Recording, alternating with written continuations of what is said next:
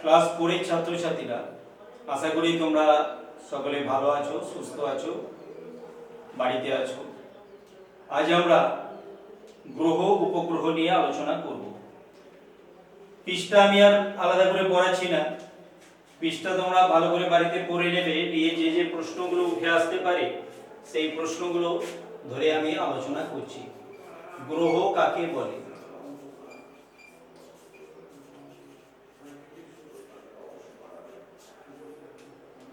যেসব জ্যোতিষ্কের নিজস্ব কোনো আলো ও তাপ নেই, সেই নক্ষত্র তারা কি করে? নক্ষত্রদের আলোয় আলোকিত হয় এবং যাদের আলো স্থির তাদের আমরা বলবো গ্রহ।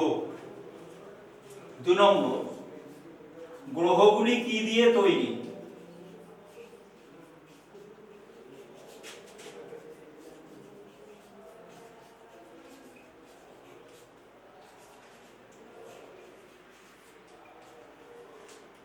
গ্রহগুলি বালি, পাথর ইত্যাদি উপাদান দিয়ে তৈরি। 3 নম্বর প্রশ্ন, নক্ষত্রের কথা আমরা আগেই জেনেছি, যাদের নিজস্ব আলো আছে, যারা আকাশে মিটমিট করে তাদের নক্ষত্র বলে, আমরা পড়েছি এর আগে। তাহলে এবার গ্রহ আর নক্ষত্রের মধ্যে পার্থক্য কি? গ্রহ ও নক্ষত্রের পার্থক্য লিখো।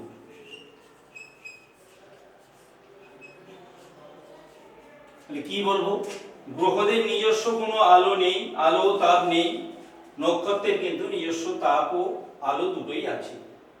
গ্রহরা কি হয়? স্থিরভাবে আলো দেয়, আর নক্ষত্ররা আকাশে কি করে? মিটমিট করে জ্বলে। নক্ষত্রদের তুলনায় গ্রহগুলো খুবই ছোট হয়, আর গ্রহদের তুলনায় নক্ষত্রগুলো অনেক বড় হয়। গ্রহদের সংখ্যা হচ্ছে নির্দিষ্ট, অর্থাৎ আমরা জানি এখন 8টি গ্রহ, আর নক্ষত্ররা কিন্তু সংখ্যায় অনেক। এই হলো গ্রহ আর নক্ষত্রের মধ্যে পার্থক্য। এরপরের প্রশ্ন,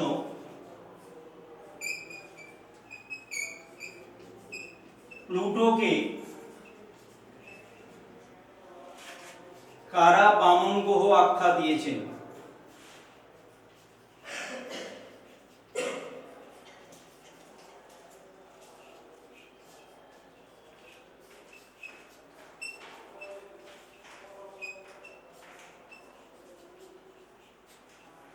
আমরা আগে জানতাম যে 9টা গ্রহ আছে। 9টা গ্রহ কি কি?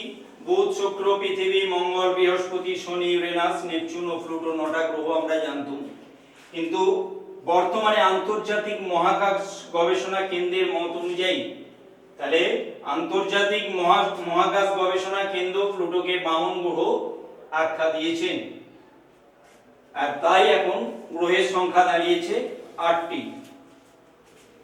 এরপর 5 নম্বর প্রশ্ন আসছে, উঠে আসছে কি দেখো, শুকতারা ও সন্ধ্যা তারা আসলে কি?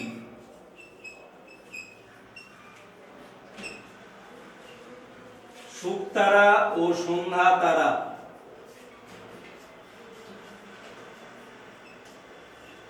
আসলে কি?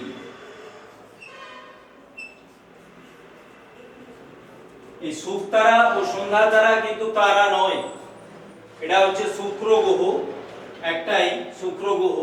এই শুক্র গ্রহকে ভোরবেলা আমরা যখন পূব আকাশে দেখি তখন তাকে বলি শুকতারা, আর শুক্র গ্রহকে সন্ধ্যাবেলা যখন পশ্চিম আকাশে দেখি তখন তাকে বলি আমরা সন্ধ্যা তারা। এরপরে কক্ষপথ কাকে বলবো?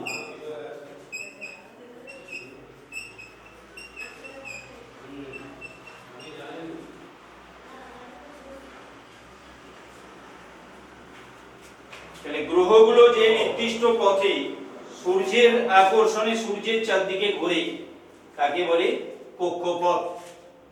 এরপরে আসছে আমরা উপগ্রহ। উপগ্রহ কাকে বলবো?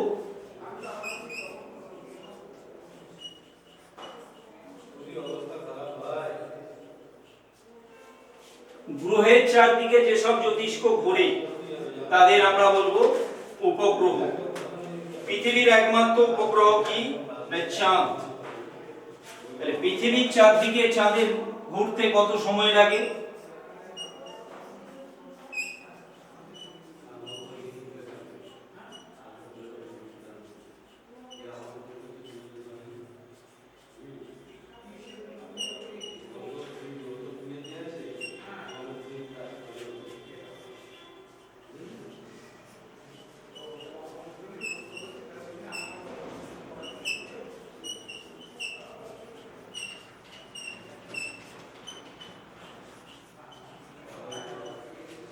আমরা জানি যে পৃথিবীর চারদিকে চাঁদে ঘুরতে 27 পূর্ণ 1-3 দিন সময় লাগে, কিন্তু আমরা সেটাকে বলি 29.5 দিন সময় লাগে। কেন বলি এটা?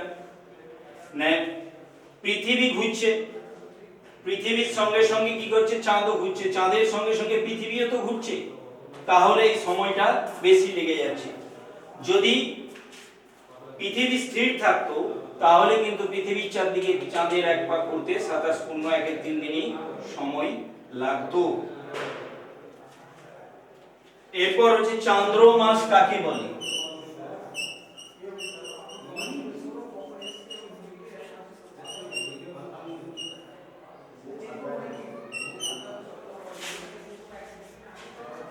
এক পূর্ণিমা থেকে অপর পূর্ণিমা অথবা এক অমাবস্যা থেকে অপর অমাবস্যায় আসতে চাঁদের সময় লাগছে 29.5 দিন।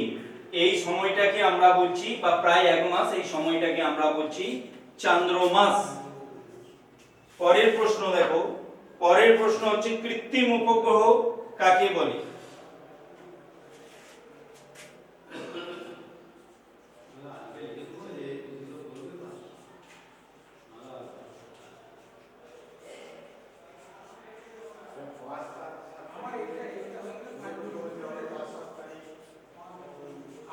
কৃত্রিম কথার অর্থ হচ্ছে যেটা প্রাকৃতিক নয়, অর্থাৎ মানুষের তৈরি কতগুলো উপগ্রহ আছে যেগুলো কি হচ্ছে গ্রহের চারদিকে একটা নির্দিষ্ট সময় পর্যন্ত ঘুরে, তারপর কি হয়, তারা ঘুরতে ঘুরতে যখন পৃথিবীর দিকে প্রচন্ড গতিতে নেমে আসে তখন কি হয়, বায়ুমণ্ডলের সংস্পর্শে এসে সেগুলো পুড়ে ছাই হয়ে যায়।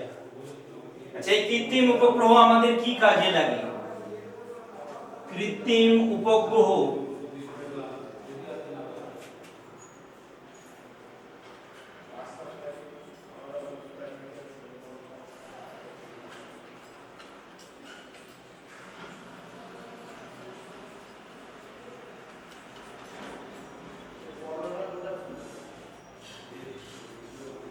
এই কৃত্রিম উপগ্রহের সাহায্যে আমরা কি করতে পারি? আবহাওয়ার পূর্বাভাস জানতে পারি, খেলা, ছবি, খবর এক দেশ থেকে অন্য দেশে পাঠাতে পারি।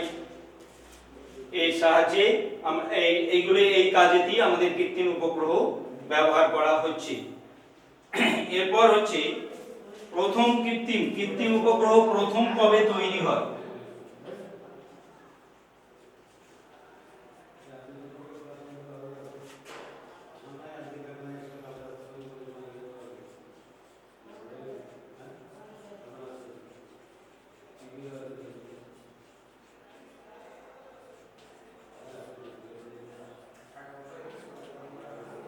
উনিশশো 57 সালে প্রথম কৃত্রিম উপগ্রহ তৈরি হয়েছিল এবং সেটা তৈরি করেছিল রাশিয়া, আর প্রথম কৃত্রিম উপগ্রহের নাম ছিল স্পুটনিক।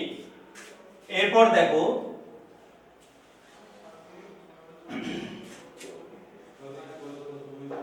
ভারতেরও অন্যান্য দেশের মতো ভারতেরও কৃত্রিম উপগ্রহ আছে পাঠানো। তাহলে ভারতের তৈরি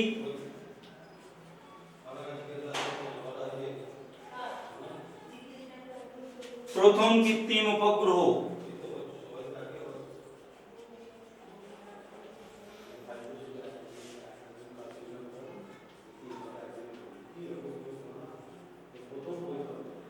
কোনটি এবং এটি কবে পাঠানো হয়?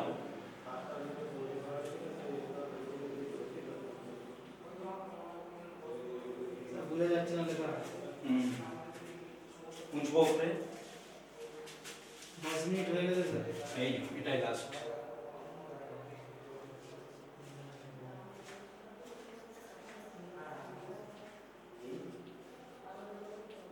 ভারতের তৈরি প্রথম কৃত্রিম উপগ্রহ হলো আর্যভট্ট এবং এটা 1975 সালের 19 এপ্রিল পাঠানো হয়েছিল।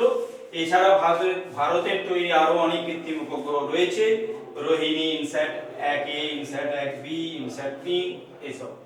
এছাড়াও আরো অনেক প্রশ্ন তোমরা এর মধ্যে পাবে। যদি প্রশ্নের কোনো উত্তর খুঁজতে তোমাদের সমস্যা হয় আমাকে ফোন করবে। তোমরা সুস্থ থাকবে, ভালো থাকবে। ধন্যবাদ।